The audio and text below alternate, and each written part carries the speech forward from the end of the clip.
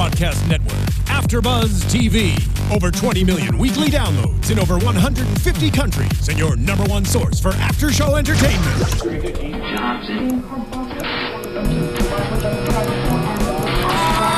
AFTERBUZZ TV, the destination for TV superfans. Producing aftershows for over 300 of your favorite TV shows. Interviewing celebrities and showrunners. And bringing you behind-the-scenes exclusives. All thanks to E! Entertainment's Maria Menounos, producer Kevin Undergaro, and internet leader Akamai. Now, let the buzz begin! Hello to all the Mob Wife fans out there and fans of our very own Karen Gravano. Hi. So we are sitting here. This is Gabby Loren. Yes, hi guys. I'm so excited to be here with you, Karen. We are so excited. I'm actually really excited to be back and doing interviews. It's just like, Yeah, you know, back in the saddle again.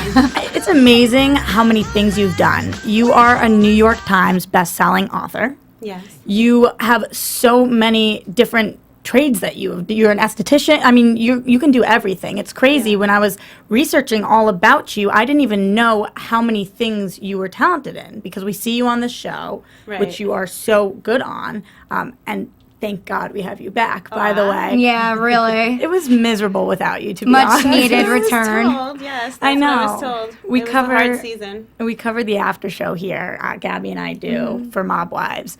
And, you know, it was good. It's always a great show, but Right. it felt like something was really missing without you. And I'm not Right. just saying that because you're sitting here. I'm saying that because we said it all season long. I will say this. I think with me being back on the show, things are a lot more intense, and it makes people act a certain way because I'm the one that's going to call you out on your shit. Right. You know what I mean? So no one wants to get called out, so they'll act a certain kind of way. Absolutely. They either have to hide more or they'll be more real. It is what it is. It's an East Coast kind of thing. I Yes. feel you on that. Okay, we are definitely going to get to Mob Wives. Obviously, everybody wants to know about the upcoming season, which we hear is crazier than ever. This is probably our craziest season. But before we do that, we want to get to know you a little better, because there are some interviews out there about you, but there's not that much diving into your personal life. So we're going to take it all the way back, just like your book does, and start talking about when you were growing up a little bit. Okay. So in reading your book, I found out so many insane facts about, so you were 6 when you first found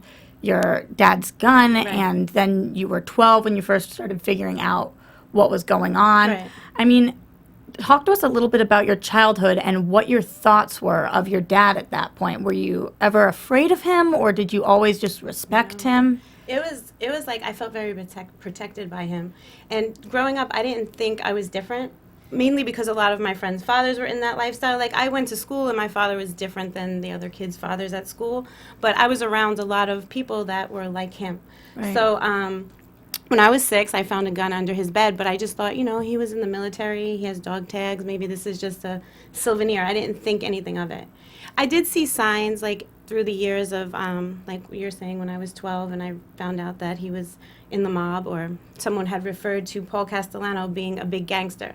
And I thought at that time, well, if Paul's a gangster, then maybe my father's a gangster. And I related it to a good thing because I never seen violence. I never seen crime. I never seen anything bad happening in that household. I just seen good things. Like when I went to Paul Castellano's house, we went in the kitchen. His wife made us cookies. It was, you know, I think people really don't understand, like, a lot of men in the mafia, they have a very violent criminal life outside the home. Right. But inside, they protect their families. It's loving. You know, these men, they're my uncles. You feel comfortable. We have parties. It's a family environment. You're sheltered from what's Yes. going on, pretty much. Pretty much. So what, now as you're an adult, what would you say were some of the positive and negatives growing up like that? You know, I think for me, a big positive was I grew up very loved. You know, and my father instilled morals in me. Not, you know, he didn't just go out and commit crime and we were showered with all gifts and money. He taught me how to have, you know, to respect people, responsibility, a great work ethic. So those were things that he made sure, whatever he was doing on the outside, like, for instance, he had construction businesses. It's organized crime. You know, most men in the mob are in the construction business. But I went to his office. He had secretaries. He had crews going out. The way he was, like, I would have never known this was a criminal enterprise. I would have just thought, like, you know, he has a very busy construction business. Absolutely. As I've found when I grow up, it's like I look at my parents as real people now, as opposed to when I was younger, I just looked at them as my parents. They kind of could do no wrong. And when I think about my past and I go back and I put pieces together, oh, well, that's what that meant there. Oh, well, that's really what they were doing there. Do you find that even now you still are putting the pieces together of what was going on, or do you seem to have the puzzle all figured out? Oh, no, now I have it figured out. And we talk about it. It's open. Like, in the house, we never talked about things that went on outside the home. But my father did, like, okay, for instance, there was a murder that happened outside his nightclub. I heard him talking about the man that was purchasing the club. How old were you? I was 10. And I knew there was a situation with the guy. But, you know, just talk in the house, like my father talking to my uncle, because my aunt and uncle lived directly across the street, and my uncle was also involved in that lifestyle. So dinner time, he's saying, you know, something about the guy. There was a problem. The guy came to the club. He caused trouble. My father was going to go talk to him. Not thinking that, you know, anything bad was going to happen, but a couple of days after that, the guy was murdered outside the club. And, you know, I was reading a newspaper article, and I knew it was my father's club, and he came in, and I put the paper down, you know, and I was like, wait, could he have been involved in that? Because I did see him leave the house the night before with a gun, and then he's just acting normal. You know, he's talking to me. He's not, you know, nervous. There was just no signs of this man was just involved in something so horrific, I guess you could say at the time. That's what it is, you know? Right. So you question it, but then it's like, no, that couldn't have happened. You're so open about telling these stories, whether it is in your book or on air, whatever it is. Are you ever nervous you're going to say something to get somebody in trouble or to get yourself in trouble, or is that something that you don't think of anymore? I look at it like this. Obviously, everybody knows there is a mob. My father did testify, and so did many other people. You know, and I do say this. I think a big part of it also was John Gotti put it on Front Street. You know, every day they had a meeting. The feds were watching. This is what it is. It's laid out. It kind of played out in the news media, so everybody knows that this lifestyle exists. That's not a secret, so I could say that that happened. As far as my father's crimes, these are things that I read in his book. I know from court documents, and he's told himself. I don't talk about anyone else's crime. What I'm very I guess, honest about is this lifestyle does exist. I can't change it. I'm not going to hide. I'm not going to say that didn't happen. A lot of people, especially women on the show, are like, I brag, I boast about who my father is. That's not it at all. I accept who he is. I accept the lifestyle. I love him as a father. To me, yes, I will brag. He was the best father in the world, but he chose not so great lifestyle, and a lot of people were affected by that. So by me being so outspoken and saying, you know, I'm honest. Like, if you ask me a question and I'm going to tell you the answer, people take it as I'm fake. I'm trying to boast and brag. I look at it like they just don't want to admit it, and especially like women on the show to say, you know, Karen, I'm talking about one in particular castmate that was on last year. You know, Karen, I can't be in the room with her because what her father did to my father-in-law. Right.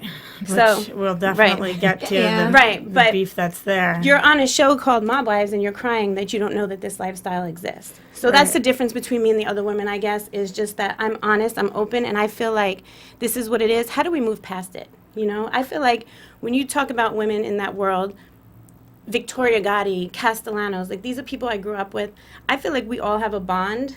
We can come together and say, this is what happened, but how do we move past it? How do we show people that, yes, crime is something that a lot of kids look up to, but it really doesn't pay at the end of the day? So what is the answer to that question then? How do we move past this? It's by talking about it? It's by writing about it? Or what's the answer to your own question? I think the answer to my own question for me has been just be honest about it. Listen, I made my own mistakes. I wound up in trouble in Arizona. I got arrested. And I'm not going to sit here and go, I didn't know what I was doing. Someone else made me do it. No, I know why I did it. I was at a weak point in my life. I cared about what people thought about me. I made that mistake. So I'm not going to deny it happened. I'm going to accept it happened, and I'm going to see how can I learn from it. How can I tell my daughter, my nephew, or any other kid that's going to listen, I've effed up. You know what I mean? I made this mistake. I'm not bragging, but I want to learn from it. Right. How can you So learn hopefully they learn from it too. Right.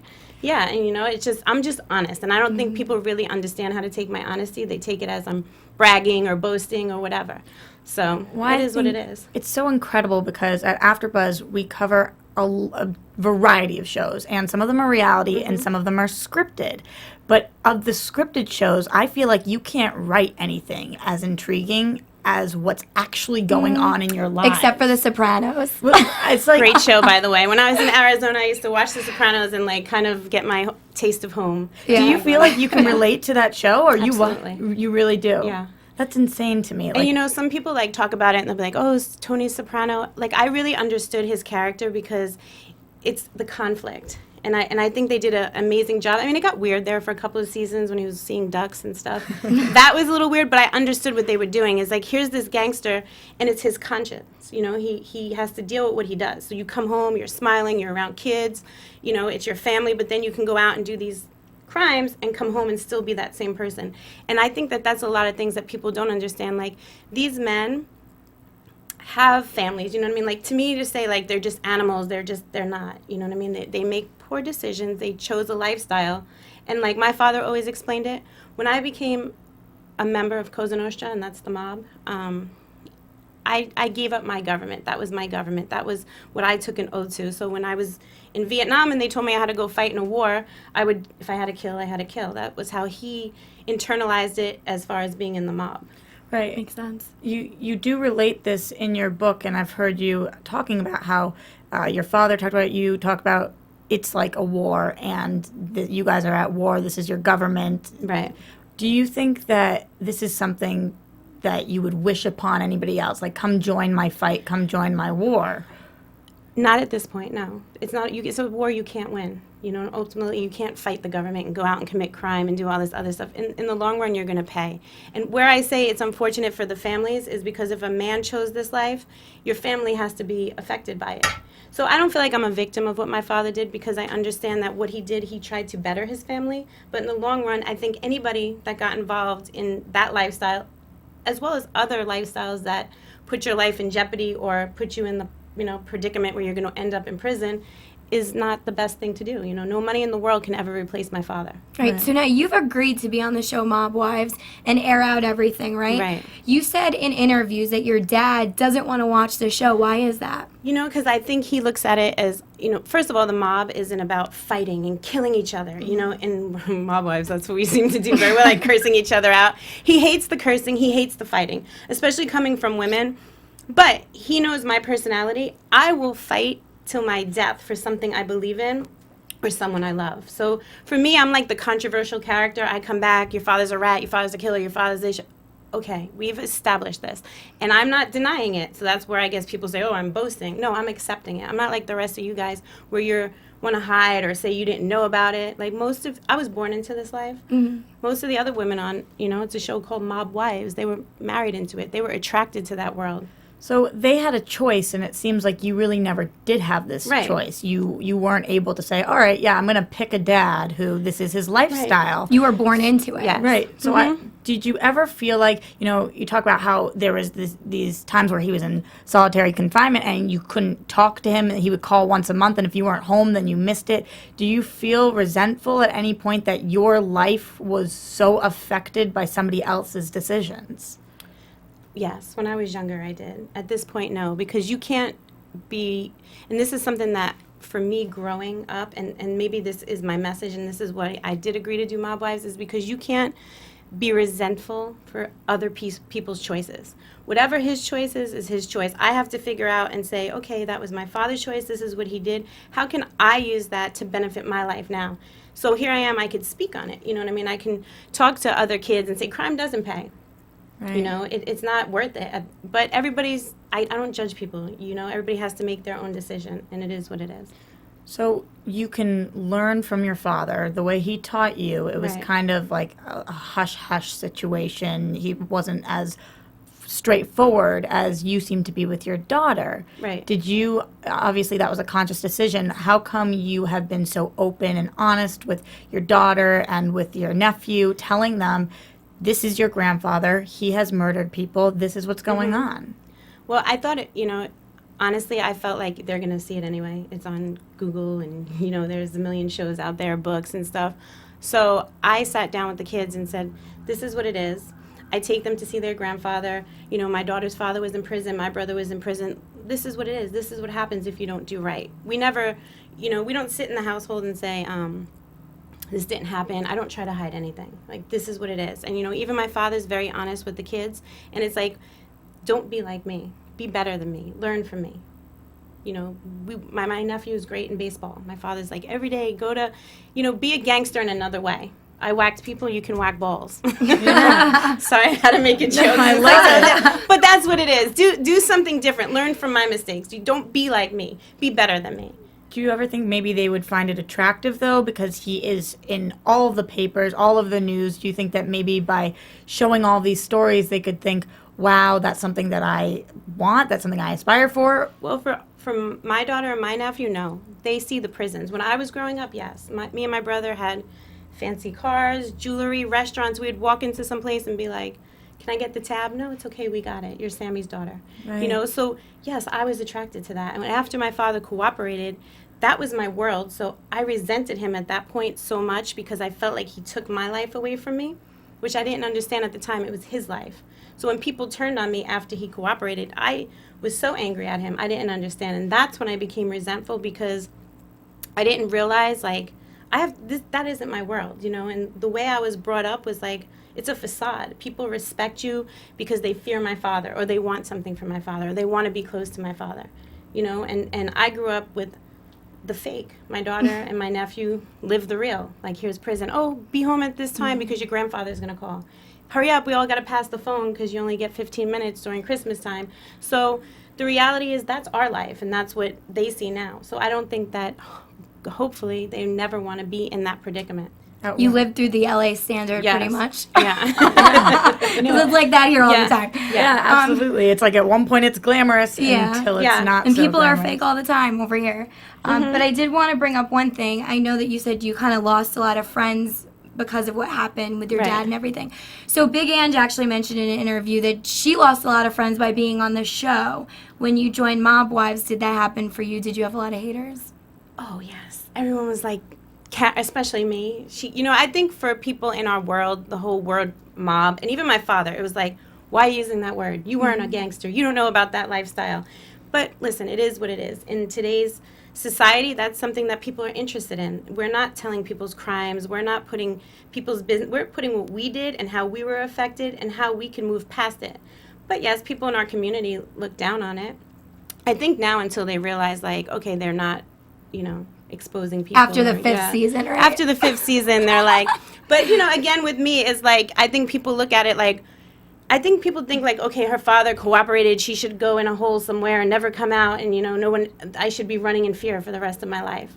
And I think that I can say this openly, that's the gangster in me. I'm never going to run from something, especially something I didn't do. Mm-hmm. This is who I am, and people like me or hate me for it, it's whatever. It's not going to affect me. And I think through so many years of, like, people trying to blame me or hold me responsible for what my father did, that only made me stronger. It only makes me want to come back more. Are you afraid ever, though? I mean, you say that maybe this fear, people are putting this fear on you or thinking that you should run and hide. Do you ever feel afraid? You know, I can't live in fear. I would be a fool to say that I would just rule that out, like, oh, nothing's ever going to happen, because you can have some person from left field. You know, now, especially being on TV in the public eye, like, people look at you as, you know, maybe you could be a target, you know what I mean? There's stalker fans. So I put myself in a different type of world now, so I'm very conscious of the things that I do. But I will say this, my father does have a lot of people in that lifestyle that still do respect him, a lot of powerful people. That's good. And yeah, like, he's also testified in cases to help people as a defense witness. And I don't think people know that. You know, listen, I will say he did have a weak point in his life. He felt betrayed by John Gotti. He betrayed him back. I think his words were, he was a double crosser, I was a master double crosser. But that was between them two. A lot of people in that world, I can't say they agreed with what he did, but they understood it. And he was very loyal and didn't hurt a lot of people and actually helped a lot of people. So in that sense, no, I don't feel like threatened, but I'd be a fool to say that I would never rule it out. Okay. So now I want to get into a little bit about your Mob Wives history. Okay. When you were first approached with the show, were you thinking to yourself, there's no frickin' way in hell I can do this? Yes, I was like, hell no. Yeah. I Hell can no. only imagine somebody being like, let's just air this all out on TV. How you feel about that? You know, Jen is the creator and executive producer. That's Renee's sister, Jennifer Graziano. She's actually one of my best friends. And she came in for an interview here a while Yes. back and was so sweet, both of them. Yes, she is. So she was telling me the idea, and she was thinking about casting another show about prison wives, and she was talking to me about Drita and everything. I'm like, oh, that's a good idea. And then we started talking, and she's like, what about mob wives? I'm like, who are you going to have on the show? And she's like, well, you think you'd be on the show? I'm like, hell no. I have too much baggage. Are you kidding? That's so funny. And she was like, yeah, you know, we kind of kicked it around. And then she was telling me, what about Renee? Like, what do you think about this whole concept? And I'm like, it's kind of ballsy to really do that. You know, this is, for us, it wasn't like we were just casted on a show and told to act a certain, this was our world. Right. Not everyone. I can see some of the other girls might not really be as involved as me Yeah, and the Renee new were, so ones. they had it a little bit easier. But me and Renee were like, no, we can't even talk about this. Sometimes we're in scenes and like something will come up and it'll be like a mob word or something, and we're like, you know, we like cringe. But Like what kind of a word they use? like for instance, we were talking about like a maid ceremony, like when a gangster gets made, and I mean, I obviously know what it is because my father was made, and that's when you're inducted into that lifestyle. You're officially part I of their see. world. We're That sitting here like, vocabulary. what's maid? Trying to figure it out Right. too. Maid is when you're actually inducted into that world. You become a full-fledged member of Cosa Nostra, which is our secret taken the society. oath, You pretty take your much. oath, exactly the oath. I'm learning. So we were here. talking about the oath, and Renee's like we're twitching out because that's in our world is never spoken about. Right. You know, so it was like it's hard for us. We catch ourselves like, and not that we got in details and stuff. We were actually referring to it as part of like hip hop, how people take an oath into that world or whatever. But I was making correlations and how, you know, the mob does it this way, and Renee's like, Yeah. You feel You like know? you guys connect on a different level than some of the other girls then because you're more involved or were at one point more involved in the lifestyle? yeah, absolutely. You know, I think that me and Renee are definitely cut from a different cloth. I can say that much. Renee understands loyalty. And, you know, even me and her went through our differences in the beginning, but we're the type of people like, this is what it is, put it on the table, and then there's, you know, that's the way it is forever. We could really see Renee struggling last season without Right. you. Honestly, Right. I didn't know before you were gone how much your guys' relationship meant to her Right. Mm-hmm. and the support you were actually giving her, which I imagine isn't all on screen. So Oh, no, I talked to her through season 4. all you know, through the season. Yeah, you know, season 4, there was an issue where I couldn't come to terms with my contract. We parted ways. I was never fired or not wanting to be, they didn't not want me on the show. I was negotiating to come back. There was a situation with the girl Alicia, you know what I mean? I just feel like for me that was too personal. Time was lapsing. They had a lot of footage and stuff. I was like, you know what? I'm going to sit this season out. I went to Arizona. I had to deal with a couple of things in my own personal life, my family. I wanted to be in Arizona, so I sat season 4 out, but I knew I would probably always come back for season 5 because my deal was never taken off the table. I was never told you're not welcome to come back. The network don't want you. That was never. You didn't leave in a nasty manner. No, I mean, I left in They true love KG. you. I mean, come on. You know, I'm stubborn at times. I'm a Taurus, so it was like, okay, you know, you don't want to do this, or, you know, we had that little go back and forth, but it was never, you're kicked off the show, we don't want you back. You know, I was always in talks with them. Jen's a good friend of yours, as you Yes. just said, though. So did you ever kind of feel angry with her for asking these new girls to come on and having there be an issue there? Did you feel like she should have supported you in that way? You know, I think everything is like in the heat of the moment at that moment. And Jen and I are both very rational people. We're business minded, so I get it. You know, this is now a television show. And in the first 2 seasons, I'm like, you know, even with Drita, I'm like, she's not in the mob. She didn't live this lifestyle. So she would be like, who cares? It's like, you know, she's on the show. Yeah, she's on the show. It's a television show. But for me, like, I'm Renee, that's why you guys see us go so crazy and we're so passionate and so emotional because it's so real to us. Like, the things that I've been through in my life, none of the other girls have been through. I wasn't the girl that went and hung out and wanted to be with gangsters. I grew up where, you know, this whole situation happened and my own uncle came to the house and was like, here, take cyanide, have your father kill himself. So to me, I feel like I'm on a different level than these women, and it was very emotional. But we came back to the drawing board and was like, you know what? It's a show. Nothing is going to affect our friendship. in this world, everyone's always going to come at me because I have that name. I'm always going to be a target because I'm a threat to everyone. Like, and I don't think it's toning down anything you're doing either, to be honest. Like, we still get you, you know? Thank you, because some people don't. I'm like the one they love to hate, but I'm okay with that, you know? No, honestly, I think the fact that you left made people know how much that they did get you and wanted you back on the show. Sometimes it's hard because everybody was there from the beginning. You start to clump people together and you think that you know what's going on. But then when you did leave and things kind of fell apart, it was like, oh, well, what was different then than now? You were the difference. I think that the difference is there wasn't someone there that was real. And this is how I look at it. If Renee was wrong, which, trust me, I want to rip her hair out of her head at times, too, and I'm sure the same. And we're like, but I'm not going to let some outsider come and disrespect someone I love. In my eyes, she's always going to be right, but I'll tell her she's wrong. So I feel that people don't have that same value. They have, you know, different outlooks on loyalty, I guess. Did you watch the season that you weren't a part of? Bits and pieces. I mean, the first episode I watched, you know, it was kind of hard for me to take in because I'm sitting here watching, and even Alicia, she's sitting here talking about my father, and I'm like, okay, you can't be in a room with me because my father's a murderer, and I boast about it. You're on a show called Mob Wives boasting about it. Oh, I'm sorry, but you didn't commit no crimes. You know, you're not trying to exploit that lifestyle. And then your husband copped out to attempted murder. So how are you a victim of a lifestyle that he chose to be part of, and he's claiming to be a victim of something he was willing to do himself?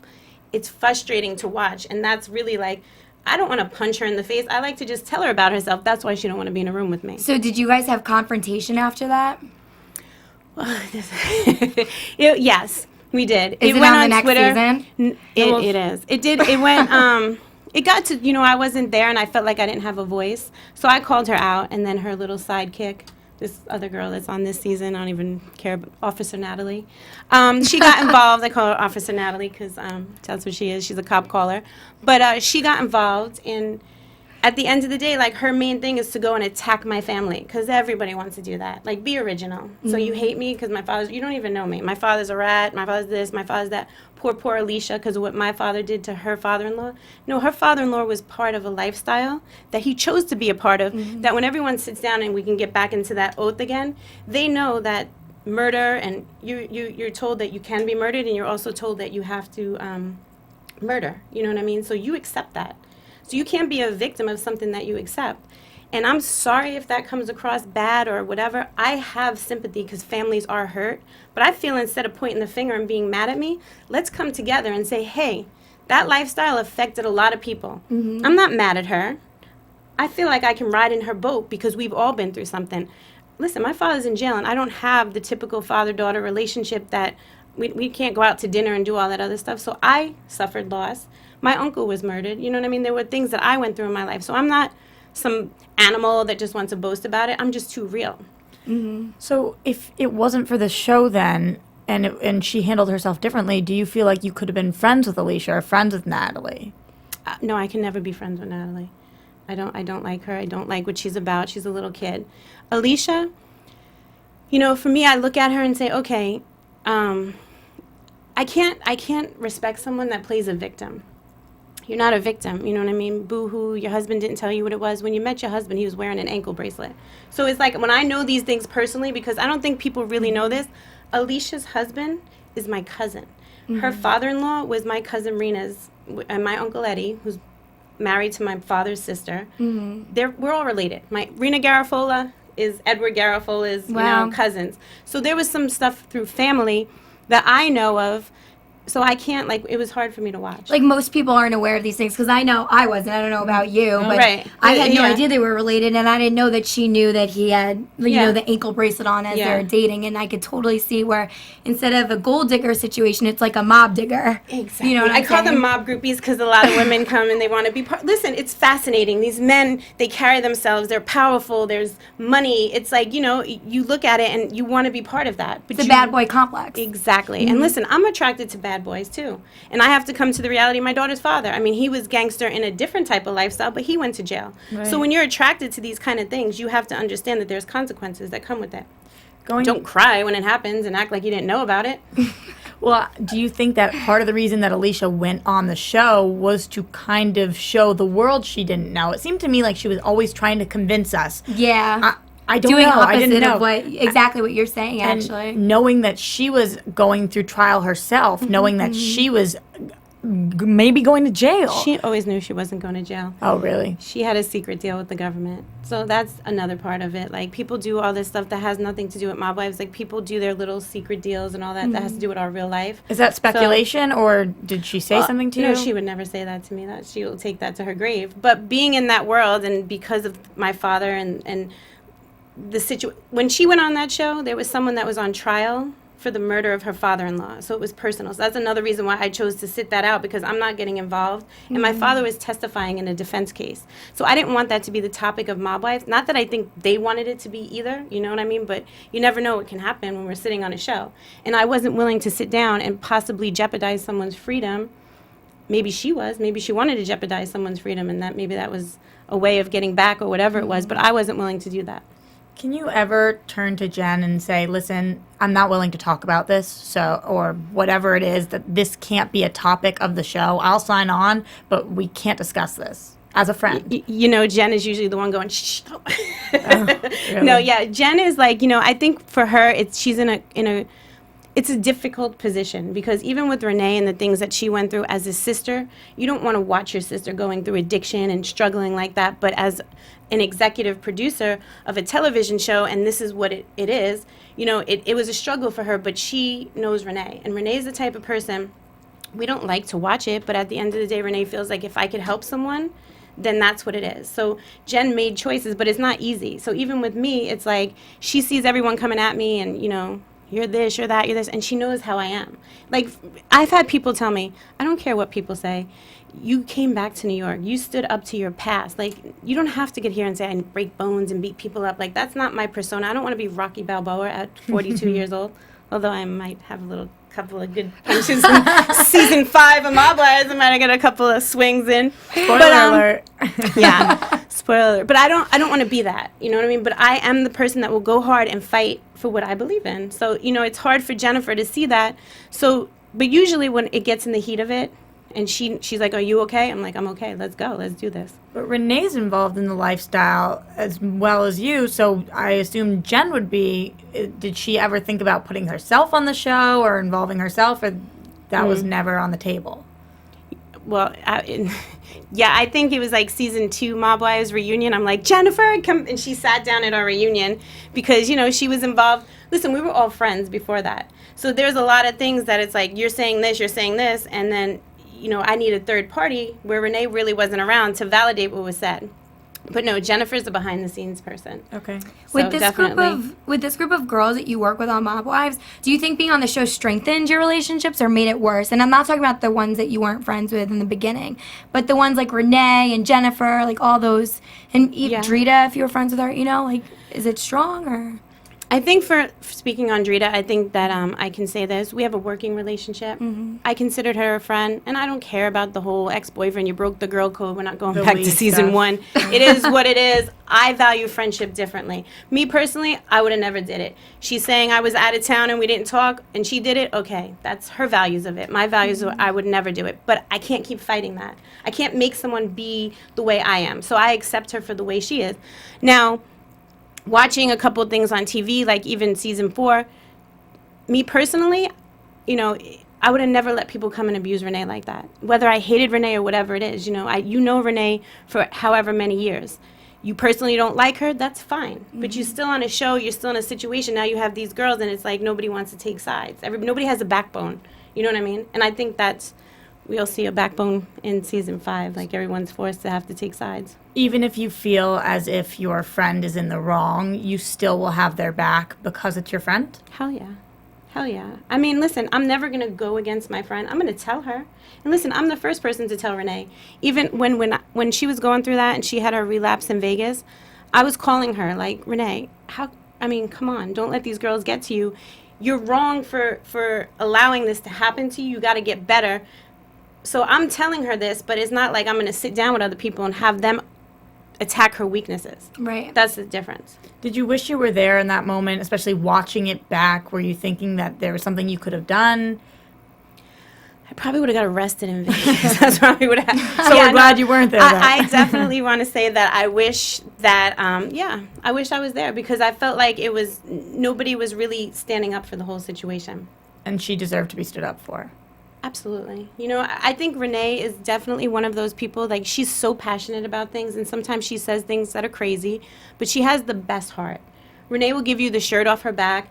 She has a lot of insecurities, and I think that's what you guys see unfolding on TV. She went through a lot, and she deals with her pressures differently. So for me to say, she said this and this and this, you know, I know her, and I think like all the other women, like Drita and Renee and Ange, know each other for many, many years. So to say now, oh, you know, this is what it is, I didn't know she acted this way. Like, you know how Renee is. This is how she is. Either you like her or you don't. And if you don't like her, then don't pretend you like her and then choose sides with someone else. At this point, we're 5 seasons in, so even if you did meet someone day one of filming, we're 5 years now you've known somebody for. So it's like you should know kind of what you're going to get. Right, and we know each other 25 years, so I think by that time, if you don't know, then then yeah, you know. You briefly mentioned Big Ange. What is your relationship like with her, and what is it like on this upcoming season? You know, I know Ange for a very, very long time. Her uncle and my father were actually very close. Season 2, when she came in, I felt like she was Team Drita, and I was going crazy. I was in a meeting with my father, actually in the prison, and I'm like, Drita's this is, and Ange, and he's like, hold up. You will never disrespect Ange. Out of respect, and this is what people don't understand about our lifestyle. I'm like, what do you mean? She's Team Drita. He's like, who cares? Me and her uncle were very close, even though he's, you know, not here, God rest the dead. But you have to respect my loyalty to him. You know, unless she physically attacks you or tries to outright abuse you, leave that alone. So I always felt, you know, and me and Ange had a conversation about that. I just feel like, you know, it is what it is, and sometimes you do have to take a stand. So I have nothing against Ange. I actually really do like her. She's fun. But that's just her personality, you know what I mean? It's, you know, I like Ange. We're in a good place. How do you think she feels towards you? Similarly because of who her family was and respecting you? I don't think she has the same values I do. You know what I mean? I don't think, maybe she does. I think that she just don't want to get involved. And that's the problem. You know what I mean? I can't help it. Like, and this is maybe why people are like, she's a troublemaker. I can't not get involved. I cannot not take a stand. I cannot not voice my opinion. This is how I feel, and there's no changing it. Right. What about now what we're going to see? Anything you can tell us about this upcoming season of Mob Wives? So you were kind of giggling outside about how this is going to be an insane season. Yeah, crazy. What does that mean? Well, I was definitely surprised by a couple of things. I will say that. There's definitely some surprises that shocked me. I think you'll see real gangster people on the show. New people? I don't know if they're mob wives or whatever. There'll be a very strong gangster presence on the show, and I can respect that because I feel like now it's a playing field where people are in my league. With that being said, the other girls, like, you know, I think that you'll see people's personalities and just the way they are. You know what I mean? I think Renee and me, we have a very loyal bond. We'll always be, I consider her family, and we fight for each other. So I definitely didn't come back all friendly. I came back like, the fuck? Yeah. You guys weren't, you know, am I allowed to curse on this show? Yeah, of course. Okay. Do whatever. Because I've been like putting a filter on the whole time. This but is I'm Mob like, Wives. I mean, come on. So Mob I'm Wives. like, thank you. I'm like, what the fuck? No one had her back? Like, what's up? You know what I mean? And then there's like. So you're mad at the other girls because of that? Well, I mean, I'm going to tell them about themselves. Maybe they're mad at me for telling. So. Right. Like I said, I'm not here to fight Renee's battles. I'm just here to say, if someone's going to say, well, you don't know what happened in Vegas. You weren't there. Renee has a mouth. No, you know how Renee is. Mm-hmm. And you're lucky I wasn't there in Vegas because you should have took Renee, put her in a room because she does have a big mouth, and told the other girl, you're not going to disrespect her. She's my family. Her family considers us family. You know what I mean? Mm-hmm. So don't tell me about what I don't know. What about what you don't know? You claim loyalty. You claim this. You claim that. Tell me about that. Because obviously you don't understand the meaning. It's also not a very valid argument to say you don't know what happened because, first of all, it's on TV, so you know exactly what happened. Yeah, exactly. And second of all, it sounds like Renee called you and talked to you about it. Yes, Renee did call me and talk to me about it. And listen, what did she say when she called? well, maybe the first couple of days she was going to kill this one, that, you know, and that's how Renee talks. So it's like, for me, I get it. Renee can make you want to, like, rip your hair out of your head. But she also she's a dependency issue. She relapsed.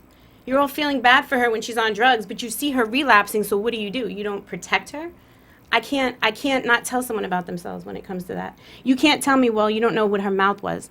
Put her in a room, lock her in a room, send her home. That's what you would have done if you were there. Yeah, I would have definitely separated. I wouldn't have went and giggled and laughed and made fun of her. That to me is like, okay, you're attacking someone that's weak. Renee's weak. When season 1 of Mob Wives, mine and Renee's first fight, I said, you're a weak-minded individual. Right. She has a lot of issues that she deals with. She's come a long way. And to me, I could retract that because when she is she's weak for herself. But when she truly loves someone like me, she will fight tooth and nail. So it's like, yes, I said she's weak because she allows people to infiltrate her brain and make her feel like the girl Natalie. She attacks her looks. She attacks this. It's like funny. Mm-hmm. It's a joke. You know what I mean? That's a little kid. Obviously, if you're coming at someone trying to attack their looks, it doesn't say so much for yourself. You're insecure. Mm-hmm. She calls me fat. Okay. So I struggle with my weight. You know what I mean? Natalie called you fat. Mm-hmm. To your face on the show, or in social media and stuff like that. That's like, you know, you're fat, Renee's ugly, this and that. We go back and forth. This is like we are in a childish fight, but this is like the type of quality of people that we're dealing with. You know what I mean? You're here, you're trying to like hurt someone that's weak, and then the other women can sit back and let that happen. I can't. So. And she's taking full advantage of this opportunity. Like, I saw an interview with her, and she was just saying how, I just got casted on the show. I was like, I'm not a mob wife, but they're like, okay, come on. Mm-hmm. You know, like, she doesn't care. Right. It's and, you know, the problem, she's should be on Cop Wives, and I tell her this, and I've said it multiple times. Her family and there's nothing wrong with cops, but her family are the police. Her brother's an undercover, cop. So at the end of the day, you're sitting here going, your father's a rat, and okay, so, but your brother's an undercover cop. So at the end of the day, like, my father put people in jail, but your brother goes out and does that too. Nothing wrong with it. That's the field he chose. But who are you to point the finger and come at me? It's an insecure person, and she makes a lot of noise because she wants to be relevant. She can, and the problem is, and I've made the mistake on many occasions to address her back.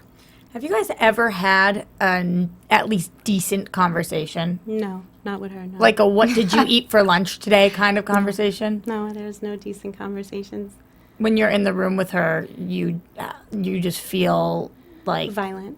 Really? Mm-hmm. And do all you of the have to drink a glass of wine first. I have to drink a glass of wine. Drink some water. Do all the other women feel the same way, or which ones do? I think for everyone, no, nobody feels... Renee feels the same way I do. It's different. People like to entertain her. It's fun, I guess, to sit with someone and be like, oh, I get your point, and then to sit with someone else and be like, I get your point. It's a game. It's you know, I don't play the middle. So a lot of people like playing the middle. That's where they're comfortable. It's not my comfort zone. And you'll see that in season 5. And you said there's a few special people coming on that are more on your level. Are they, like, consistently in the season, or is it just, like, maybe one episode? I will say this. One thing I did take from the mob is Omerta, the code of silence. So I gave you a little teaser, but I can't say nothing else. Awesome. Amazing. Okay. So we're really excited for it. So I can't excited. wait. Yeah, it's going to be really... December 3rd? Yes, December 3rd. We moved to a new night. It's Wednesday. I'm excited. It's definitely a drama-packed season. And I think that you'll really see people's true colors. And you'll see... This, to me, is the most... people show their loyalty or not their loyalty. So we spoke about Renee's growth a little bit, but what do you think, and it's hard because it's looking at yourself, but what do you think about your growth? How have you seen growth, or in the opposite direction, since you started the show? You know, it's like when I decided to do the show, it was about my life and what I went through and putting it out there. I wrote a book. It was extremely successful. I have been talking with people about a movie for like 3 seasons now, but obviously you guys are in LA, you know, it's not that easy to make a movie. So about the lifestyle, about Mob Daughter and yes. Okay. For me, I feel like my growth is accepting who I am. I'm very confident. I used to be affected what people said, you know, and that's even why when I'm like, Natalie, she attacks people. Like, you could call me fat, you can call my father rat. Like, that doesn't affect me. That makes me stronger. That makes me realize that I don't want to be like you or be around people like you. Unfortunately, I have to work with her on a television show, but other than that, we're not even on the same level. So with that being said, I have businesses. My father is coming home in 2 years. I mean, I really want to set something up for him to come home to be comfortable. So I have a couple of things I'm working on. I like this whole marijuana thing. Not that I smoke it, but I'm really interested in the whole medical. Come to LA. Yeah, so I'm in LA. No, the whole medical marijuana thing is extremely interesting. One thing, like I said earlier in this conversation, my father taught me, and I do a lot of things because I can't. My So brain, many. It's unbelievable. my brain is a hustler. Like, you could tell me tomorrow, like, you know what, if you go stand at McDonald's with a hat on, you're going to make all this money. I'm going to be like, all right, let me try it. I'm not beneath anything or trying something to better myself. So that's the thing. I think also Mob Wives gives me a platform to be able to do that, to get more exposure. But again, I've had, we have a family catering business in Arizona. Right. I am probably going to write a second book. So there are things that I'm working on in my own personal life. But being on the show, I think it taught me a lot about, like, myself, because I watch myself, and then, there are things that I'm like, oh, my God, I wish I didn't do that, or, I had a lot of personal growth, especially being off this year, because it made me realize I was too emotionally attached. That's a television show. Now I have to put my brain in a position where this is what happens here, but how do you make it work here? So, yes, I may fist fight and roll around the ground and say crazy things on TV, but how do I take that and walk away from it and not let it absorb me to where I could use it as my benefit? Look, Mob Wives, that's the type of show it is. It's a conflict show. Of course, that's your brand right now, Right. and you I'm kind the of center of conflict, so. Absolutely. Do you feel like, though, because you're cursing, you're fighting people, whatever it is, do you think that is making it difficult to have other opportunities, such as making movies, writing a sequel, whatever it is? Or do you think that it's actually helping? Well, no, I will say this. Cursing and all that, no. But I can't help it. Yeah. No, I'm but the you same see, way. when I'm like professional, and I didn't know I can curse here, I can speak. I'll Right. tell you the craziest thing. I did The View when my book came out. And Barbara Walters actually was going to do the interview with my father, and it was whatever. She was very familiar with the story, so we started talking, and she goes, "You're actually articulate." I'm like, "Thanks." Wow. I don't know if I That's should take so that as funny. a compliment or Yeah. an insult, but I get it. When she's like, "No," because when you watch the show, it's like we think of these women like, they're just cursing and screaming and fist fighting. By all means, nobody tells us to do that, and I can't.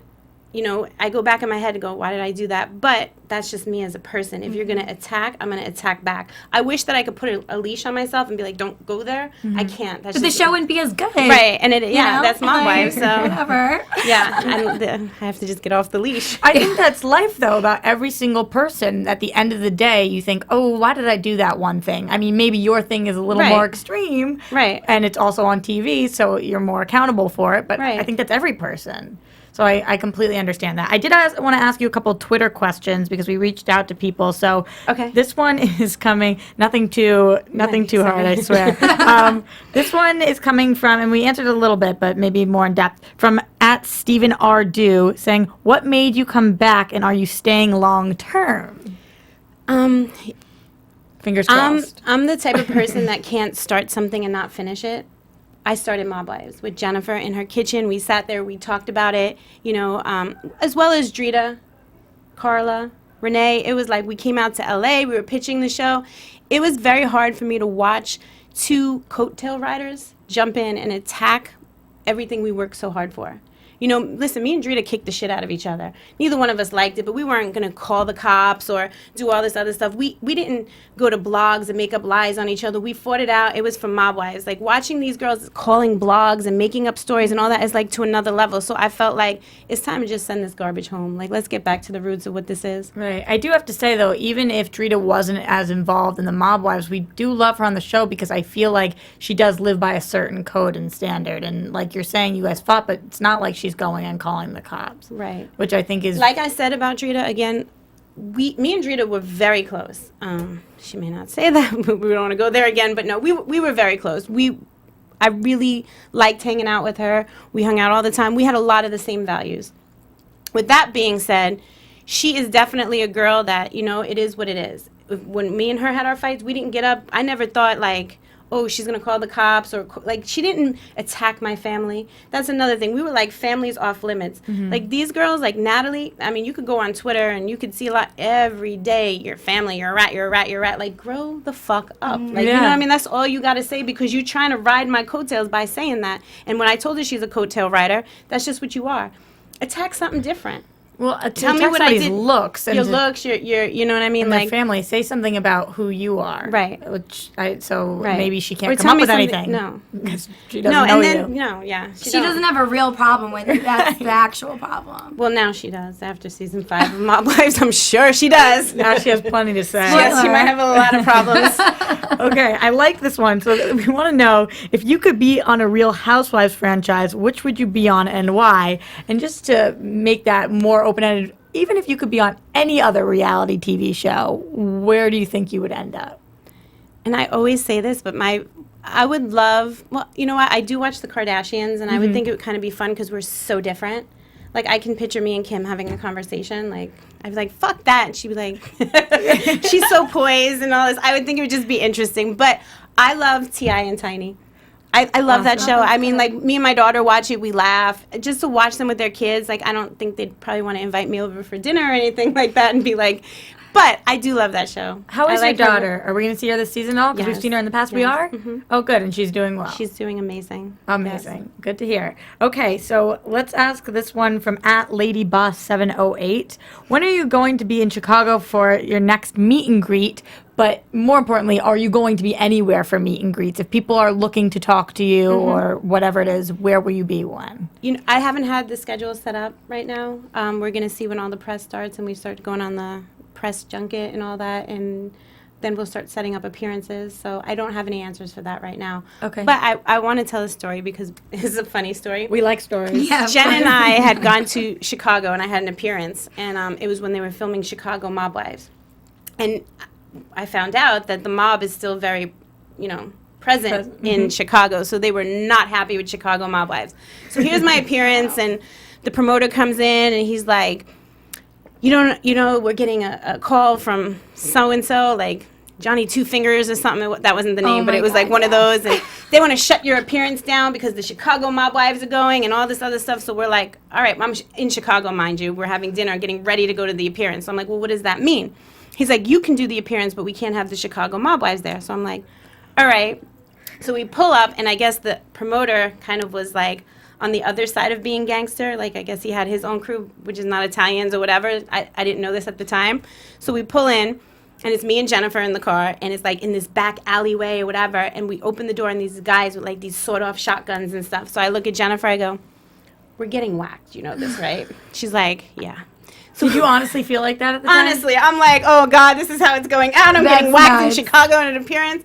And we pull in, and it's like the dark alley, and they're like, okay, get out of the car. There's like 5 guys. I'm like, why do you guys have the guns? They're like, just go in. It's for your protection. I'm like, what kind of appearance is this? Yeah, really. What am I getting into? So making you feel really comfortable. Room, and there's like no one there. I'm like, where's the people? And there's one giant bouncer. He's like, oh, we can open up to. He opens up to the party. Me and Jennifer, if I ever in my life, through everything that I've ever been through, my father cooperating, all this, when I stepped foot in that room, I'm like, I looked at her, and she looked at me, and I'm like, we're gone. The mob is whacking us for Mob Wives. So we laugh about it all the time. Actually, it wasn't funny at the time. I almost peed my pants. But when was this? Like 2 years. It was Mob Wives first came out. It was when they first started filming Chicago Mob Wives. Right, okay. So apparently Chicago wasn't happy, with that whole situation or whatever. Listen, at the end of the day, I don't know if the guy was exaggerating. Maybe he was just, whatever it was very dramatic. And from what he was telling us, but then everything was cool. We partied. We had fun. I'm still here. I didn't get whacked. But you guys have the balls to get out of the car. I had no choice. We were in the car. And I'm like, yeah. They pulled us in this back alleyway. And they're like, get out. I'm like, me and her look at each other. I'm like, me and Jennifer always have these crazy stories. But it was probably, and she's like, only this shit happens to you. Yeah. I went on appearances with Renee, Ange, Drita. This only happens to you. They just want to be extra careful that you're safe. Yes. So if anyone wants to have an appearance for me in Chicago without all that drama, I'll be... Then you'll be going around. I actually really like Chicago, too. I had a great time. After the whole thing, it was it was great. Good. What about, so I did want to ask, because I saw some other people mentioning this on social media, what you were doing in the year that you were away. So were you making appearances, or were you working on anything special? I have a family catering business in Arizona, so we were working on that. And I was also working on, well, it's kind of in the whole process, but a new business, which involves medical marijuana. Great. Oh, which is what you were talking about earlier. Good. Yeah. So We're in the early works for that. Mm-hmm. And you want to set like medical marijuana. I'm choking. We want to set all of this up, and one of the driving motivations that you were talking about is because your dad's actually coming home. Yes. That's unbelievable. After how long has he been gone for? Well, he got a 20-year sentence, so he's been in 15 years. And then you do 80% of your time, but actually the new Obama law, they took 2% off of drug offenders, so which means his sentence will be reduced. So is that because they legalized marijuana in certain areas? No, because I just feel That's like so funny. a lot of people fought because for drug offenders, they have very high sentencing. So it was unfair, I guess, people were feeling, so they fought for it, and he actually falls into the category. So we're probably looking at about another year and a half. Are you feeling a little nervous for him to come home? Obviously, you're excited. I'm choking right now. I think No, you're because I'm throwing these questions at you just while you're coughing. I'm just wondering though, because are you nervous? Are you excited? Obviously, a little excited, a lot excited. I'm so excited, but I'm so nervous at the same time. If Mob Wives is still going on, and I have every intention on writing it out, it's going to be hard for me to be on a show and then have him watch it because he's one way. Not that he would ever listen. He feels like it's women. To him, it's like a joke. But there's a lot of times where it crosses the line. So it would kind of be interesting for him to be home. He used to call me when it was on Sundays. It would air on Sundays, and he would call me every Monday morning, cursing me out because of my mouth. And that's what I'm really worried about. It's like my own actions because of the way I act. But with that being said, I feel like he's a very, very intelligent man, and I feel like he would have been successful with anything. And, a lot of people are still very interested in doing things with him. So I think as far as money-wise and being successful, I think he's got that in the bag. He has a lot of ideas and things that he's the one that taught me. He's like, if this is what he's going to do, he's doing it, and no one can stop him. If he comes home, do you think he'll cave and make an appearance on the show? Right. If you're living together and stuff? It's funny that you say living together because I feel like me and him are going to be living together. He's going to have to get paroled to a house. And he's like, I'm coming to New York with you. Mama's like, please take him. No. Well, it's the Italian way, right? Yeah, he's definitely going to be with me. And he's so, he is one of those parents that he loves so strong. He's on me about everything. Did you wake up? Did you go to the gym? Did you do this? Did you wake cook up? For dinner? Everything is so it almost can feel like he's I was telling him all the time, you drive me crazy. It's like you're trying to control me. He's like, no, I just love you. I want everything to be right. So with that being said, you never know. Listen, do I think my father would absolutely go on television? He did before he did a book. I think that he would definitely.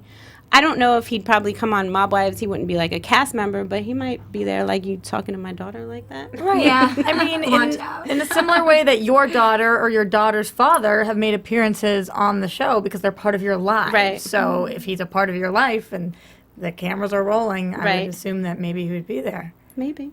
I wonder how the audience will perceive him because you talked about in your book how he doesn't look exactly like you would think a mob man would look. Right. Well, especially now, he did have Graves' disease and being in prison. He was in solitary confinement for 7 years. He had an infection where he lost all his teeth. Prison is rough. It's a very rough place, especially in the conditions that he was in. With that being said, he works out, he eats right, he's older, he's definitely aged, he lost his hair. So we have to get him some teeth, maybe a rug or something. Fix him up a little bit. Fix him up. Look. But he's still, and it's crazy because I will say this. People used to tell me, your father's so intense. When you talk to him, it's like you could, and I would be like, no, it's my father. I always visualized him in my mind, just my father. Who cares, The last couple of years I've been going to visit him in jail, I see that, because we have conversations, and he's a very intense person, but he has these piercing blue eyes, and he's serious about things. So even when you talk to him, he's so smart and he's so real that people are like, okay. Not that I'm saying I'm so smart and real, but he's a lot like me. He's just going to tell you how it is. We think you're very smart and real. Just so I'm you know, gonna agree with that, first of all. So he's you know, I definitely got that trait, but he tells it way better than I can. Like, even when he's telling me to say something or explain it this way, and it sounds great, and I'm like, I got that. Then I get on TV, and, you know, people are chirping, talking, barking, and I'm like, it goes left. Like, what did he tell me to say? It comes back to the point you were talking about before. People think they know who you are because they watch the show, or people think they know who he is because they read an article about him somewhere. Right. But until you meet somebody, like we're lucky enough to do right now, then you don't actually know how somebody talks, how somebody acts. You know, I think a lot of people look at him like, oh, he was scared, he was a rat, he was this, he was that. Listen, whatever happened between him and John Gotti, and it was between him and John Gotti, he felt John double-crossed him. He was a master double-crosser, and he had a weak moment, he'll say. But a lot of people don't know that there's so much more to the story. You know, there was the infamous Gotti tapes, you know, that John was talking to my father, double-crossing him. And a big part of those tapes is what made my father cooperate.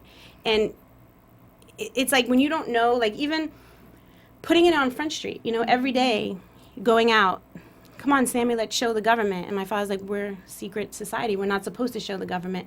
So I look at it like this, and by all means, whatever it is, I don't sit here and say, oh, John did this and trying to put the blame. That lifestyle, somewhere between them two, fell apart. But my father has a very, like, I think it was season 1 of Mob Wives. I said, fuck Sammy the Bull, fuck John Gotti, I'm gangster. Like, I thought I was being cute and stuff. And he was like, who the fuck are you to say fuck John Gotti? Oh, right. He was like, John never did nothing to you, even after I cooperated. His son, and, you know, it's hard. I'm like, what do you mean? I thought you didn't like him. He's like, you'll never understand. And that's why I get so frustrated on Mob Wives, because people don't understand. And again, even like with the Gottis and stuff, like, I have nothing against them. You know what I mean? Like, we could sit here and debate things. I'm sure they have a lot of views. And I would be up for that challenge any day, any time. Because I feel like we could sit here and go back and forth, and maybe we could get up off a table and be like, okay, this is what it is. You know, Victoria did her book, and she said, I love the man, I loathe the life. And that's a very similar tune to what I'm saying. Mm-hmm. That's a person that, even though we went through our differences, she had her trials and tribulations with it. I had my trials and tribulations, but that's the person I could sit at the table with, not Natalie, not, you know what I mean? Come on, put me at a table. Like, that's when my father watches the show and is like, you guys are cursing and fighting over social media or stupid things. Like, argue about real points and be ladies. I would love to do that, but, you know, unfortunately I can. You need to have an opponent that can do that as well. Exactly. When I'm put in with people that are trash, then I gotta, you know, take the garbage out, I guess. I don't Can we know, do whatever. predictions on this show? I think we should, because I have a some strong prediction. Okay, what is it? I have a feeling that there's going to be a Gotti on season 5. Let's look at her face to see if there's any reaction. Read it. No. There should have been a Gotti on season 1. That's Mob Wives. There should be a Castellano. There should be a Locasio. Those are people that really, that's what I've been saying since season 1. Mm-hmm. You know, and that's something when people go, when we're trying to fight different battles and stuff, that's where I should be sitting at a table and we can relate to, because we all have something real to bring to the table. Now, with that being said, where I have to put it to the perspective of a television show, when I'm fighting with these women, it's a real fight. But we're fighting not about things that are of substance. Right. So, with that being said, there should be a Gotti on the show. There should be other people, not just her, not just me. You know, there are people that really... I grew up and was very close with Nina Castellano. And this is a true story. After everything had come out and my father had murdered her grandfather and all this other stuff, she looked me in the face and said, it has nothing to do with me. It has nothing to do with you. And we continued to be friends. My boyfriend lives blocks away from Sparks Steakhouse. Do you know that I cannot even park on the block? Like, I feel very disrespectful to do that. Now, people don't understand that because they don't really understand the mob. They don't understand why that situation happened. Right. So if I'm going to sit here and say that, like, you know, even, you know, Nina, like, we don't talk all the time and everything, but she has nothing bad to say about me. You know what I mean? She wouldn't put it. So that's a level of where people don't understand. And I feel like we would, as women, can come together and have something to offer. Not an Alicia who wants, oh, I'm a victim. Yeah. You know, come on. Like, at least if you're going to claim to be a victim, put it on the table. Like, your husband copped out to attempted murder. Mm-hmm. I would get in a room with her any day, but that's why she won't get in a room with me. Not because of what my father did, because she don't want to hear the truth. Right. So. Right. Hopefully, we get something like that, because that would be really juicy for a season. I know. So, since you discussed coming back and you've announced that you are coming back for this season, what have the fans been saying? I'm sure your Twitter and everything has been blowing up. Do you feel like overall it's been good, or what are people saying to you? You know, it's crazy because I didn't have to delete one comment. That's awesome. You know, Especially on the internet. yeah, Hell yeah. yeah. Social media was crazy, but I will say this: I was overwhelmed with the response. They did the promo, Karen's coming back, and I guess social media went off the charts, and that to me makes me feel good because I am the one that has so much baggage, and I'm always the one people are taking shots at. So it's like, okay, people really do get me. Maybe it had to take me not being there for them to be like, thank God she's back. Yeah. And listen, I'm sure when the show starts airing, and, you know, it's funny because when people watch episodes, it's like they'll hate me one episode, they'll love Drita. Then they'll hate Drita, they'll love me. And then they'll hate, you know, it's like that's just what it is. That's the nature of the beast. When I first came on this, people were saying, like, horrible things. I'm like, oh, my God. So we were sitting there. It was actually me and Renee. And we're, like, looking, and this one person was, like, tweeting me and her horrible things. So I went on their account, and then I seen that they tweeted Kim Kardashian, Khloe Kardashian, like, you know, the housewives. It's just like a Twitter maniac, I guess. I don't even know what to call them, that goes there and tweets people. So this is also like a part of entertainment business that we opened ourselves up to. So it's like you have to block that off. Right. But yeah, I had an overwhelming response of Karen's coming back. I'm excited. People are happy to see me, and I'm glad they are. Well, you were the promo. I mean, that is the way we are introing this season. It's like the Karen show right now. It is, which I'm excited about. I think I definitely come with a whole lot of drama this season. We're making up for lost time. Yeah, like overloaded. I fought everyone. Well, we need to do that. Okay, so we're wrapping up here. Okay. I just wanted to make sure that there's everything that you wanted to say, you got it out. I want think people to so. know the real you, which I think that I think we got it. Yeah. No, I definitely appreciate that. Well, thank you for coming in, absolutely. And if people want to keep in touch with you through Twitter, through Instagram, where can everyone find you? Karen Gravano VH1 on Twitter, and then Karen Gravano on Instagram. Okay, great. And you have a website, too? Yes, KarenGravano.tv. Perfect. Amazing. Thank you so much for coming Thank you on. for having Thank me. you. Gabby, where can we find you? So you guys can find me on Instagram at GabbyLO87, blogging for Red Carpet 101, and on Twitter, Gabrielle_Loren. Everywhere. You're blowing up everywhere there. you guys. And you guys can find me at Roxy Striar. I don't even know if I said that I am Roxy Striar. So This is our host. So hello to everybody. Thank you guys so much for watching. And thank you one more time, Karen, for coming in. Thank you for having me. Yeah. You were awesome. Good night. Respect. From executive producers Maria Menounos, Kevin Undergaro, Phil Svitek, and the entire AfterBuzz TV staff, we would like to thank you for listening to the AfterBuzz TV network. To watch or listen to other after shows and post comments or questions, be sure to visit AfterBuzzTV.com. I'm Sir Richard Wentworth, and this has been a presentation of AfterBuzz TV. Buzz you later. The views expressed herein are those of the hosts only and do not necessarily reflect the views of AfterBuzz TV or its owners or principals.